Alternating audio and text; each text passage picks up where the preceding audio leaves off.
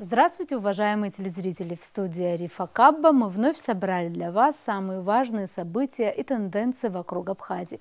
Все, что актуально на данный момент, что касается нас прямо или косвенно, или влияет на имидж республики. Итак, начнем. Министерство иностранных дел Республики Абхазия направило ноту соболезнования Министерству иностранных дел Республики Южная Осетия по случаю 14-й годовщины начала вооруженной агрессии Грузии против Республики Южная Осетия. В ноте, в частности, отмечается: дата 8 августа 2008 года навсегда останется одной из самых трагических в современной истории Южной Осетии. Мужественный юго-осетинский народ в едином порыве, вставший на защиту Родины благодаря своему героизму и помощи Российской Федерации, сломил грузинского агрессора, начавшего преступную жестокую войну. В этот скорбный день народ Республики Абхазия чтит память защитников и мирных жителей Республики Южная Осетия. Между тем, далеко не для всех события августа 2008 года воспринимаются как акт военной агрессии Грузии против Южной Осетии. Для многих сил в мире эта дата – точка отсчета так называемой российской оккупации территории Грузии. Об этом, в частности, недавно напомнил в своем выступлении госсекретарь США Энтони Блинкен, который призвал Россию отказаться от признания Республики Абхазия и Республики Южной Осетии. Это выступление главного американского дипломата как раз было приурочено к 14-летию событий августа 2008 года и демонстрирует, насколько все же кардинально под другим углом пытаются воспринимать эти события на Западе. Более того, в словах госсекретаря США очевидно еще более усилившаяся антироссийская риторика, которая в последнее время и стала достаточно серьезной тенденцией. В частности, в выступлении Блинкена отмечается: Россия должна нести ответственность за обязательства, взятые на себя в рамках прекращения огня в 2008 году, отвести свои войска на позиции, существовавшие до конфликта, и обеспечить беспрепятственный доступ для доставки гуманитарной помощи. Она также должна отказаться от признания Абхазии и Южной Осетии, считает Блинкен. Это необходимо для того, чтобы сотни тысяч внутренне перемещенных лиц могли беспрепятственно и безопасно и с достоинством вернуться в свои дома. Мы неизменно поддерживаем народ Грузии в его стремлении защитить свой суверенитет и территориальную целостность и найти мирное решение конфликта, говорится в заявлении, опубликованном Госдепартаментом. Если внимательно проанализировать это выступление госсекретаря, становится очевидным, что на Западе именно события августа 2008 года воспринимают как начало конфликтной ситуации и пытаются напрочь забыть о конфликтах и войнах начала 90-х. В этой связи особенно важно знать и отметить, что уже завтра в Сухуми пройдет круглый стол под названием «30 лет после грузинского вторжения в Абхазию». Это мероприятие приурочено к 30-летию событий августа 1992 года. Как мы все знаем, 14 августа войска Госсовета Грузии вторглись на территорию Абхазии, и началась абхазо-грузинская война, которая длилась больше года и была самым кровопролитным событием в новейшей истории Абхазии. Именно это событие после августа 2008 года очень часто пытаются подвергнуть забвению и игнорируется как в Грузии, так и на Западе. И, как отмечают многие политологи и эксперты, это зачастую ведет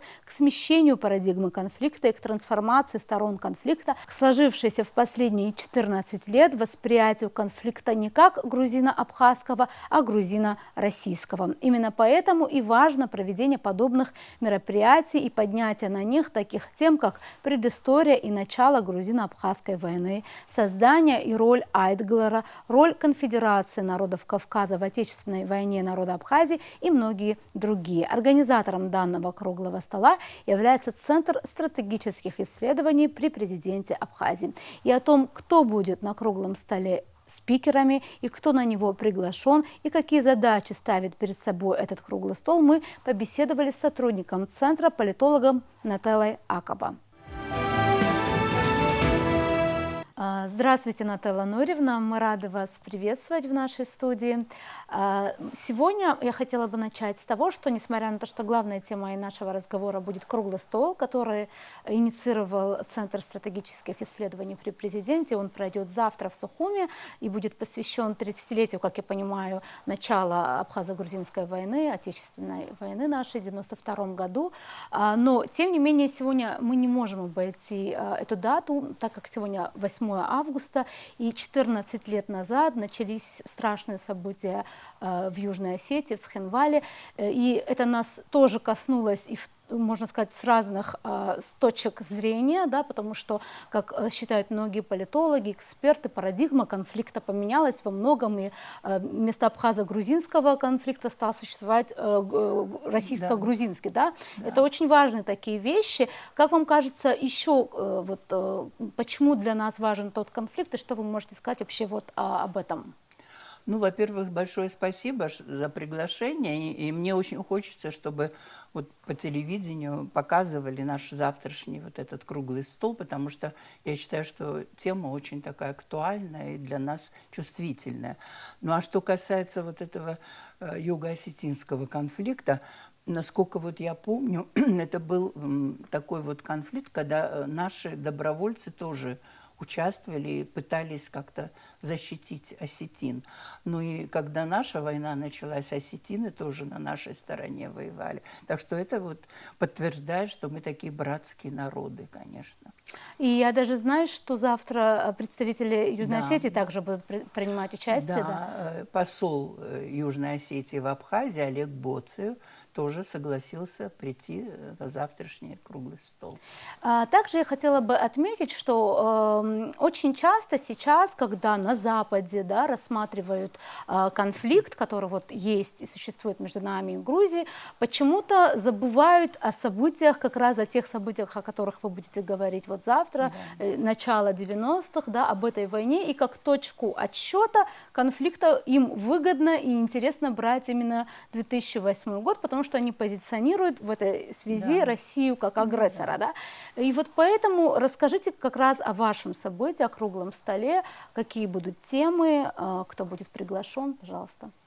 Ну, во-первых, приглашены будут в первую очередь депутаты так называемого «золотого парламента». Ну, не все, но большое количество. И они будут рассказывать вот о том, что предшествовало этому конфликту.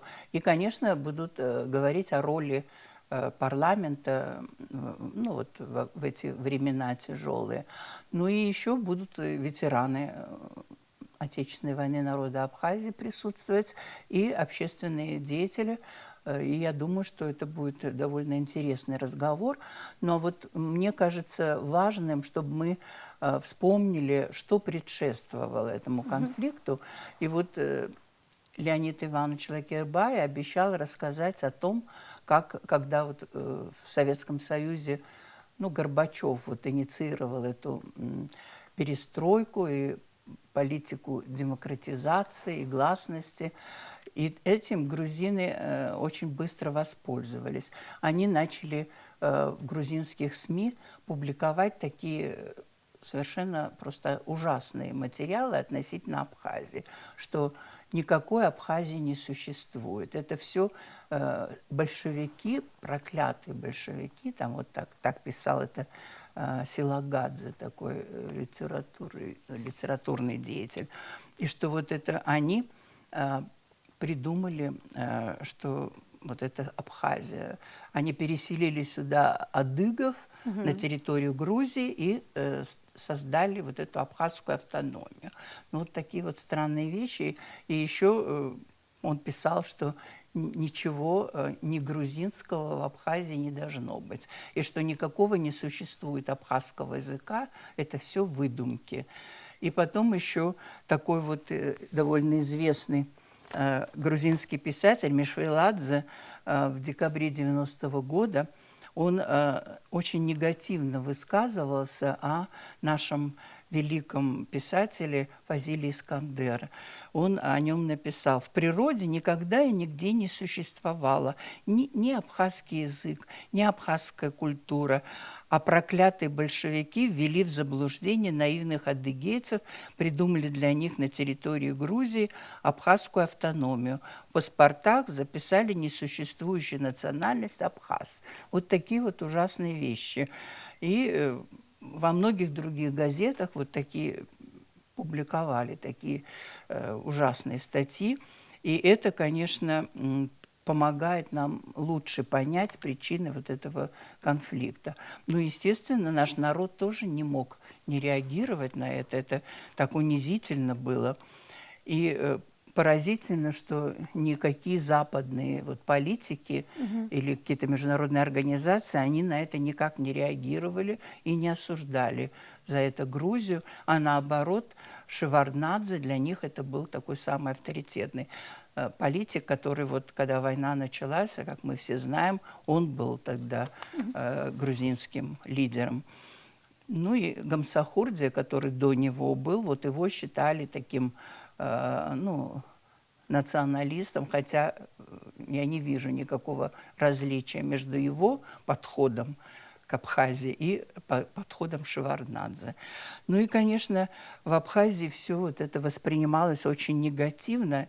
И 18 марта 1989 года в Лыхне был организован, ну, по инициативе нашего народа, сход такой. И на нем присутствовали более 30 тысяч человек. Это был очень такой важный, я считаю, сход, на котором прозвучали вот эти все опасения нашего народа. И прозвучало предложение о том, чтобы Абхазия вышла из состава Грузии, которая вот так вот неуважительно относится к Абхазии. И что мы должны вернуться к нашей конституции, вернее, к тому времени, когда Абхазия в 1921 году была самостоятельной союзной республикой. И вот мы должны к этому вернуться. Так вот считали участники этого схода. И его подписал наш вот первый секретарь обкома тогда, Адли, очень авторитетный человек. И, к сожалению, вот это вызвало очень такую бурную реакцию и в Грузии, среди сухумских грузин, ну, вообще абхазских грузин. И его уволили тогда с Это работы. Борис Викторович, Да, да? Борис Викторович Адлеба. Вот он первую подпись поставил под этим обращением, и его за это, ну, очень так, конечно, осуждали, и в результате убедили его, чтобы он ушел. И он ушел. И тогда, кстати, назначили вот этого Хижба. Да. Нателла Нуриевна, скажите, пожалуйста, вот я видела некоторые обозначенные темы Да. завтрашнего круглого Да. стола. Хотелось бы, чтобы вы их тоже немножко коснулись, какие-то другие темы. И, как я поняла, будут еще и другие спикеры, да, вот помимо Естественно. Леонида Ивановича. Будет Вот довольно расскажите о много том, спикеров. какие будут спикеры, какие темы, это тоже интересно. Ну да, ну будут, вот Сергей Миронович Шамба, он расскажет о создании Айтгылара. Это, как мы все помним, это народный форум, Да. Абхазский народный форум. Это такая очень, я считаю, авторитетная организация. Я, кстати, в ней тоже активно работала. И я думаю, что Сергей Миронович подробно расскажет о том, как эта организация, вот какую деятельность она в тот тяжелый период, как она старалась как-то вот сохранить абхазскую ну, хотя бы автономию. Ну и потом уже, конечно, перешли от автономии к союзной республике. Ну и я не помню, вот все ли, вернее, я не знаю, все ли знают, что брат Сергея Мироновича, Тарас Миронович, это такой авторитетный политик, он предложил абхазскому парламенту рассмотреть такие вот предложения о том, чтобы Абхазия и Грузия сошлись в такой равносубъектной федерации. Да, ну это означало, равносубъектно, это означает, что Абхазия, которая стала бы членом этой федерации, она имела бы право выхода, если это стало бы вот таким неизбежным. Но об этом грузины даже не стали рассуждать. Вот я помню, когда мы были депутатами, приезжали какие-то министры юстиции, там еще кто-то из Тбилиси, и мы им вот это предложили, а они даже не захотели на эту тему говорить и сказали: нет, никакой Абхазской республики уже не будет. И, откровенно говоря, это вызвало у нас просто такой вот шок. И Да. мы решили, что надо предпринимать какие-то решительные действия. Да, и это очень интересно, потому что вот мы, выпускники кафедры международных отношений, мы хорошо осведомлены, нам преподавали это все, в том числе и сам Сергей Миронович, да, был одним из наших лекторов. Но я хотела бы вот в этой связи все-таки сказать, что тем не менее, я думаю, что далеко не вся молодежь Абхазии знает об этих вещах. И вот будет ли, вот мне интересно, будет ли у них доступ к круглому столу, чтобы хотя бы послушать, Ну, может быть, если приглашаете ли вы кого-то из молодежи, потому что иногда, вот когда даже сейчас, ведь чем дальше мы от начала войны, чем больше идет времени, иногда, мне кажется, совсем подрастающему поколению им сложно разобраться в том, как все началось, да, и поэтому, мне кажется, им это тоже было бы интересно, вот открыт ли он для более широкой аудитории, или, может быть, планируется? Знаете, я не уверена, что там сможет поместиться вот так много людей. Но если по телевидению и по АГТРК, и по База ТВ будут это показывать, молодежь может это посмотреть. И я тоже согласна с тем, что надо обязательно, чтобы молодежь наша более подробно знала предысторию и историю вот этой войны, чтобы они как-то вот находили какие-то верные решения вот этой проблемы. Да, и более того, мне кажется, что не только внутри страны есть, мне кажется, запрос и вот как бы делать эту информацию и для окружающего мира, да, вот в этом смысле подавать нашу информацию, делать какой-то сайт англоязычный, есть ли какие-то вот такие предпосылки? Вы знаете, вот я лично когда-то работала в неправительственной организации, ну и мы вот старались, вот и я, и мои коллеги, мы старались, чтобы на Западе знали истинные причины вот этого конфликта и кто на самом деле вот виноват. И мы публиковали различные статьи вот на эту тему. И, кстати говоря, я и по сей день стараюсь их публиковать, но что-то это никакого эффекта вот не имеет. Я вот удивляюсь, почему они не меняют свои подходы, почему все равно в центре внимания у них находится Грузия всегда. Ну, видимо, это уже говорит об их интересах, но мне кажется, это в любом случае не отменяет того, что если бы у нас был какой-то финансируемым государством большой сайт, посвященный этому, и привлечь тех же выпускников международных отношений, как вы думаете, была бы это хорошая идея? Конечно, я вот являюсь сторонницей такого решения. И я бы с удовольствием тоже вот публиковала свои статьи. И, кстати говоря, у меня есть и англоязычные. Ну вот надо отдать должное. Джордж Хьюитт, как вот все знают, это такой очень авторитетный ученый и в то же время большой патриот Абхазии, Да, он, который является абхазским зятем. Да, и почетный гражданин, насколько я помню. Да, конечно. Вот он и ему помогает Метин Санмес, это репатриант. Да, который создал очень классный сайт они вот Abkhaz создали. World. И вот они сейчас вот к этому началу войны, ну, к 14 августа, они опубликуют очень много и издают сборник статей, вот они пишут об этом. И, кстати говоря, меня тоже попросили статью написать, и я написала. И эта статья будет опубликована. Кстати говоря, как ни удивительно, там будут и статьи грузинских авторов. Ну вот чтобы видна была разница между нашими подходами. Я считаю, что это полезно. Очень интересно. Да. Я, кстати, Пускай не знала об этом да. и буду следить Ну теперь. да, вот пусть объективные какие-то аналитики, пусть они вот делают какие-то выводы. Но еще вот я хотела рассказать, поскольку я тогда работала в Абхазском государственном университете, а у нас тогда там был русский сектор, абхазский и грузинский. И тогда вот в результате вот этих всех событий и вот этих вот таких противоречий грузино-абхазских, грузины решили выйти из абхазского сектора и потребовали, чтобы Тбилиси создал филиал Тбилисского университета Сухуми. И Тбилиси на это согласилась. И это, конечно, вызвало в Абхазии очень большое недовольство, потому что мы все понимали, что это приведет к тому, что опять огромное количество грузин переедет в Абхазию. То есть преподаватели, студенты и семьи этих студентов и преподавателей. И вот, наверное, мы все помним, как открыли